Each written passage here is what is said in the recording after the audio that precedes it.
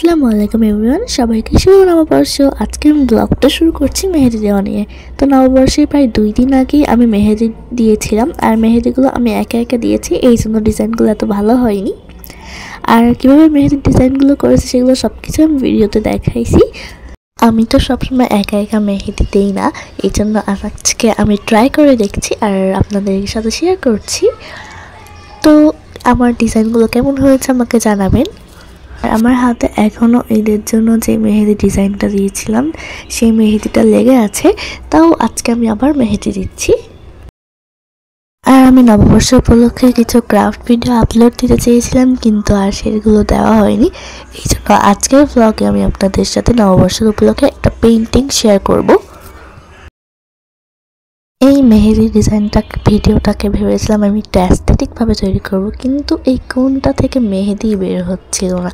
তাহলে আমি কীভাবে অ্যাস্থেটিক ভিডিও তৈরি করব আপনারাই বলুন। এই মেহেদির ডিজাইনটা আমি সম্পূর্ণ নিজে ইচ্ছা মতো দিয়েছি, তো এই কেমন হয়েছে আমাকে জানাবেন। আর আমি মাত্র একটা হাতেই মেহেদির ডিজাইন দিয়েছিলাম। এই যে আমার হাতের নিচে মেহেদি দেওয়া হয়ে গেছে, কেমন হয়েছে জানাবেন।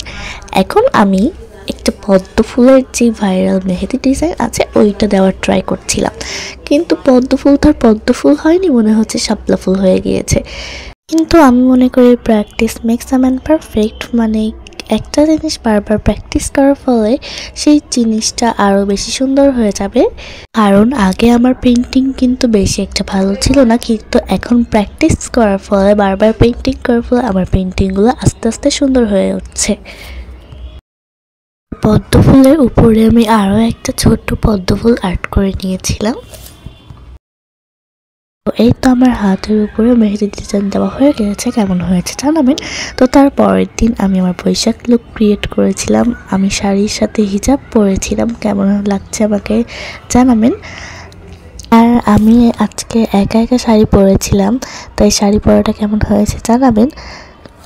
পহেলা বৈশাখের দিন আমি চলে গিয়েছিলাম পৌর পার্কে। প্রত্যেক বছর পহেলা বৈশাখের সময় পৌর পার্কে অনেক বড় করে অনুষ্ঠান হয়, চারপাশে অনেক স্টল বসে, খাবার স্টল, তারপরে জুয়েলারির দোকান, মাটির জিনিসও ছিল।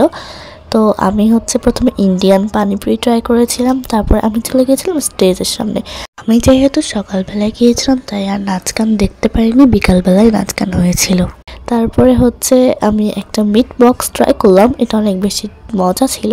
আর তারপর আমি আইসক্রিম খেলাম। তো এভাবে ঘোরাঘুরি করে বাসায় চলে এসেছিলাম, আর বাসায় এসে আমি একটা পেইন্টিং করলাম পহেলা বৈশাখ উপলক্ষে।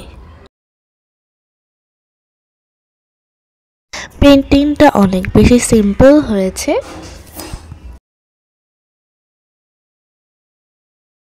প্রথমেই আমি লাল আর সবুজ কালার দিয়ে এরকম ডিজাইন করে নিয়েছিলাম, তারপরে আমি বেগুনি কালার দিয়ে শুভ নববর্ষ লিখে নিয়েছিলাম, আর কমলা কালার দিয়ে আমি লিখেছিলাম 1432।